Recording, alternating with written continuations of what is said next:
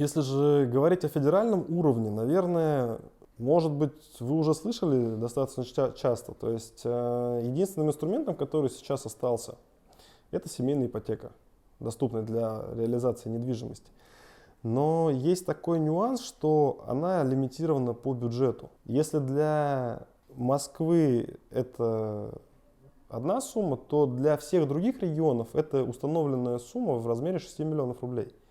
И на сегодняшний день, наверное, не только для Уфы, но и вообще для городов-миллионников, это уже как бы сумма стоимости не таких больших квартир. А мы же понимаем, что там семья, состоящая даже там мама, папа и один ребенок, это уже надо там полноценную однушку, там, два смарт-квартиру.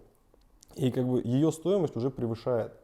И, соответственно, капитал как бы нужно обладать там порядка 30-40% от стоимости квартиры в регионе.